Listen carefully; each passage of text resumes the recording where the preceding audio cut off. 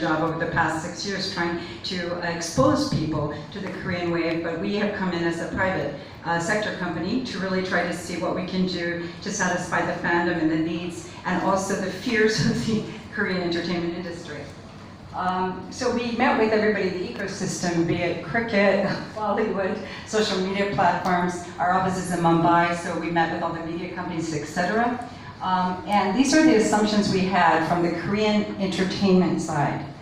India cannot afford K-pop. Average tickets overseas are $200 to $300, or in the case of the secondary gray market with BTS at Wembley, the prices were at $200,000. That idea that Indians only love Bollywood and have absolutely no interest in others movies and music, that Western musicians also have failed, and that the only unifying topic is cricket. So these are, I apologize, perhaps a bit parochial and naive assumptions, but this is what I was told. So we've talked about this a lot, but I can give you...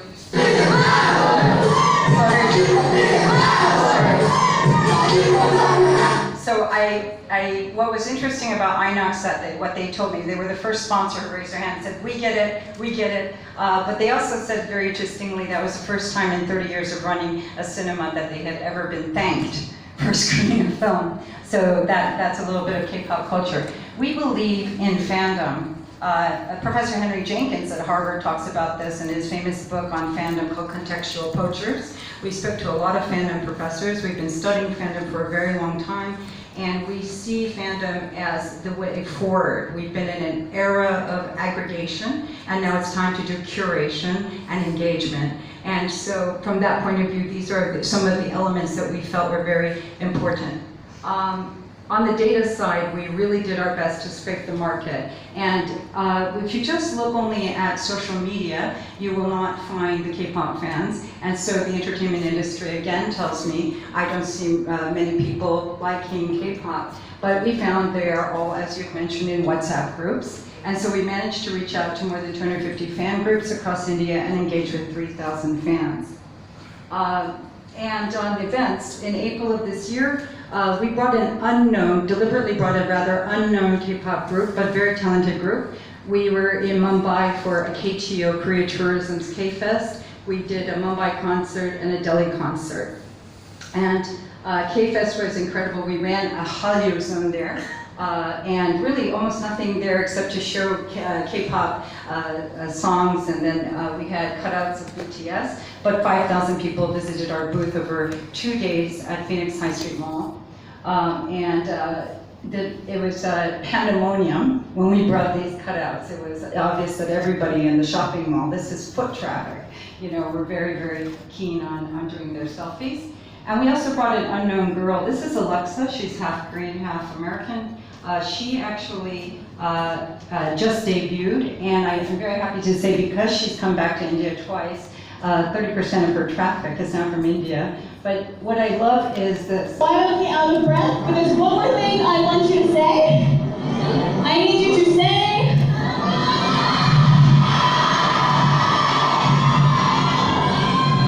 I need you to say my name.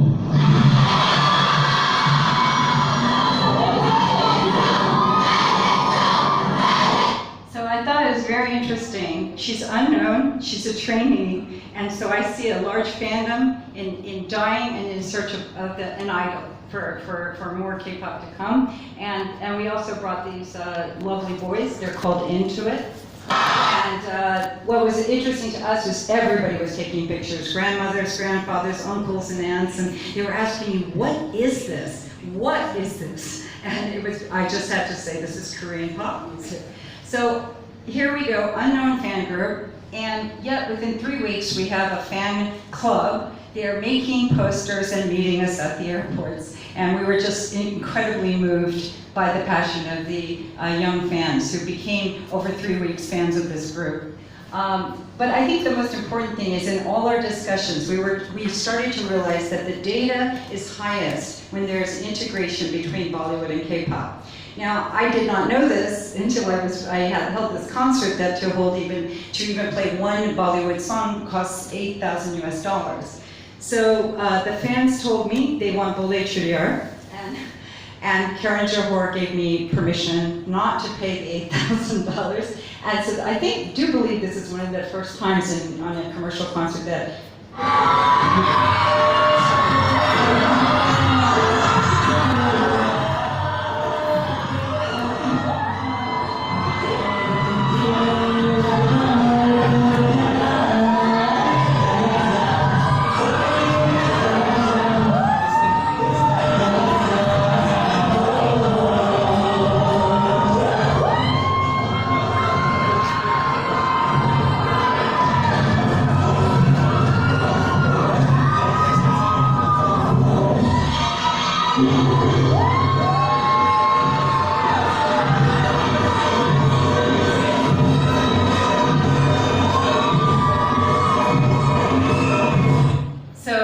that was a big hit. We were very happy to see that panned out. We held a Delhi concert, very successful, I felt. New media, we wanted to test how much people were interested in technology-driven storytelling. And so we actually created a hologram. This is just a piece of plastic. You make a trapezoid out of it. You put it on your smartphone. After you've downloaded for the QR code, you turn off the lights. And it looks like this. It's like a projected sort of video with music. And in this case, we turned the music off. But you can see that we filmed for the hologram. And it was very interesting. We had Visit Korea and Intuit and Alexa. And we were very happy to see that people really do like new technology. We had we only passed out, I think, around 3,000, and we had 852 minutes that have come to Korea. So from a commercial perspective, that was a very rewarding thing. We also helped KTO grow their social media at that time. We only had paid advertising for a week. Everything was organic. And that we really wanted to make sure that we were getting traffic because people wanted to be there. So first of all, in order to, if you look at the way that, this is Twitter on Netflix, this is the way Indian K-pop groups tweet. And they are absolutely separated into the K-pop groups they like, but they can have more than one K-pop group they like, except for BTS, where they actually insist that you sign a loyalty contract that you will not be a fan of any other group. And so this was very interesting. We started looking at the way they talk to each other. We looked at who was influencing. There was one person who was influencing a lot of people, and we'll come back to her. This is BTS's Twitter, and we also found the collaboration with Bollywood. When Priyanka Chopra meets BTS, this is also becomes a big point from a data point of view. We also had done, a lot of, whoops. Okay, I don't know how to, I need to play it. So, okay, well this is, apologies. So we did social media, like we had them watching Gully Boy. This group watched Gully Boy. They were eating Indian snacks. They were saying, hello India, we're coming, be sure to go and book my show, etc. And we did a lot of organic media. But we were absolutely astonished by the engagement. We asked them, leave a message for your favorite K-pop group. We had 10,000 responses on Instagram. Which city should we go to next? Another 5,000 responses. The numbers were absolutely extraordinary. How would you feel if you were there? So we really felt that this was just an extraordinary amount of evidence of the interest. We also had gone to reach out to the boys with the local social campaign, the missed call campaign. And then finally, I'm sure you know what an engagement rate is. The #1 influencer ends up being Rolling Stone India. This is some of their analytics. It only has 1.2 million followers, but their engagement rate is very healthy. 7% is around what Justin Bieber has. BTS has an engagement rate of 18%. But interestingly, half of the people who read Rolling Stone are making quite a lot of money, $50,000 to $100,000. And this is through IBM Watson. We were able to determine that Rolling Stone was imaginative, open, adventurous, intellectual. Obviously, everybody's going to them for music. the people they like are Deepika Padukone, Priyanka, and of course everybody Indian except for Taylor Swift there. And their brand is likened to Time Warner, Red Bull, New York Times, Vogue, so we really like them. And as a result, we created special K-pop editions together with them, and for which I was very grateful. We also had influencers who came to us, and it was quite wonderful to have so much engagement, people calling us and really wanting to meet a K-pop group and engage with them from that point of view. On the PR side, from the airport, Viral Bayani just happened to be there, seeing off some Bollywood stars, so he started it off by capturing our K-pop group coming into Mumbai. Bulejia had a lot of followers. We ended up being on every different type of media, and we were retweeted, and we reached 50 million impressions. We only had 9 PR from 9 media outlets from the PR, but over 30 verified organic articles on radio and television and whatnot. And as you can see, a lot of this has to do with that crossover song we did. And so we were very proud of this. But after we went back, Karan Johar called and he said, I have a new movie, Student of the Year 2, and there is a song, Jawani song, which is an older song that we've modernized. Could you do something about that? So this is what we did. Hopefully it shows.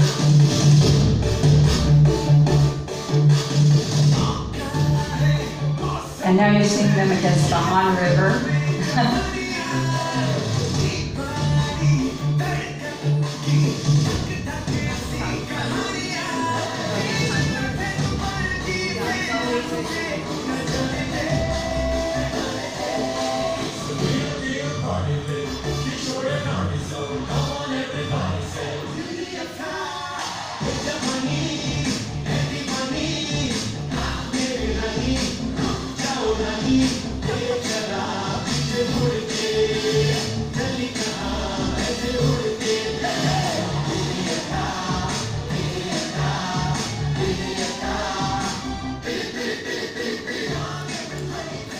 So they uploaded at 1 p.m. on Saturday, viral in Mumbai papers on Monday, shared by many Bollywood celebrities who are related to the film, and we reached 73 million.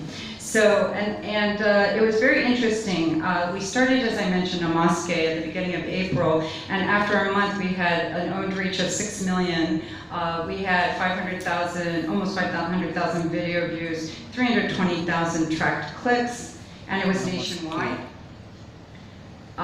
Facebook was 50-50 male-female, and interesting, between 45 and 50, we had a lot of older men who liked K-pop, or liked rather the rap. We have older men who say they like G-Dragon. That was very interesting to us. And of course, as you might expect on Instagram, it was 86% female, and in the 18 to 24 range was the most. I looked at some similar K-pop groups that had come to before. But the feedback was interesting. First of all, the same weekend we released the Jawani song, Blackpink accidentally, our top A-list group, had sort of done one of these, playing around sort of thing. And there were a lot of people posting that they were extremely upset for the mocking and appropriating of Desi culture. We feel like we damage controlled, that we were given some credit for cultural appreciation, and so we were quite happy about that. Everybody wanted to buy merchandise, they wanted the boys to come back, and we also did a poll of the fans on beauty. But our findings basically was that you could bring an unknown group, and that the digital landscape basically regarding K-pop is relatively empty. So when you put up a signal, pretty much you can get a lot of traction. This is very good news for our entertainment companies, and that you really need to understand the local culture and country norms. As you know, these are all things you know, that a lot of people will be moving into social media. Many of them are young. We were very interested to find that India is #2 in the world for Pinterest, which is not used at all in Northeast Asia.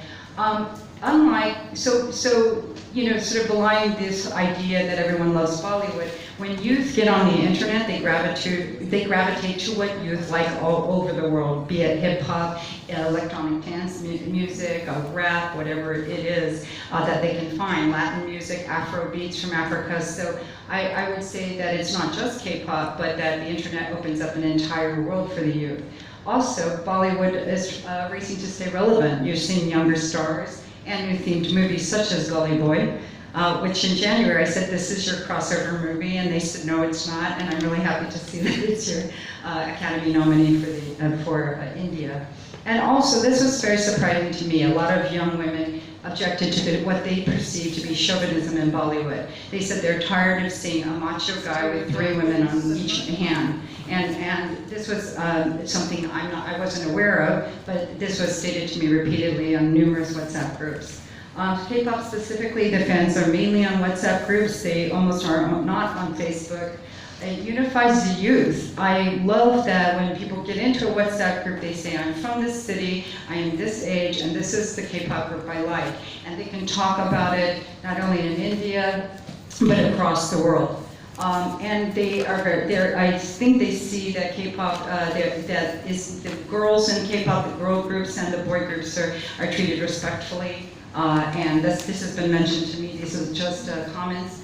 That they are able, again, to talk to Germans and talk to Americans and talk to Africans and people in the Middle East about the same thing. And this is something that young girls really absolutely love to do. And I think that many of them consider it a very positive influence. Recently, there was an article about a parent, a mother, bonding with her 14-year-old daughter over BTS.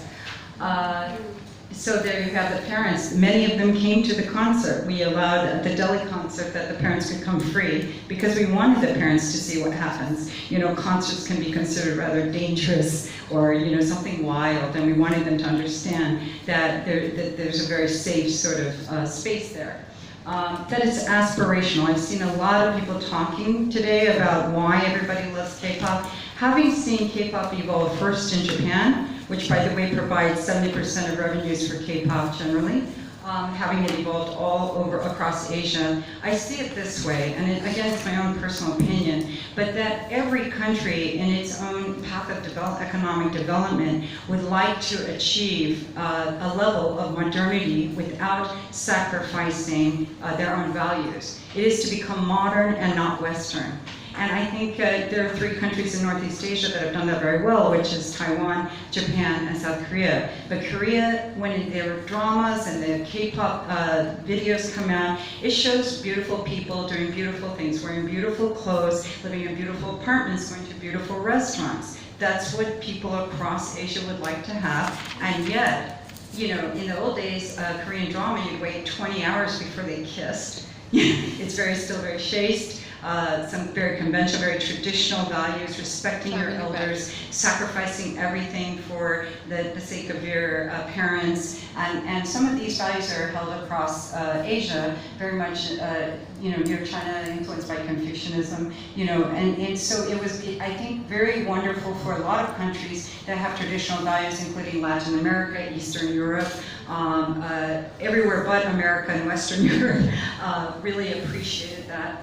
And also, I found that even though the Korean companies don't respond to the many fans in India, that the fans create events themselves. Every day I see, whether it's Bangalore, it's Chennai, it's one of probably 33 cities we monitor, there are events going on. They have little K-fests, and they're just uber organized. But that shouldn't surprise anybody. I don't know if you guys know this, but Star Trek conventions in the United States, Star Wars conventions, were all started by women.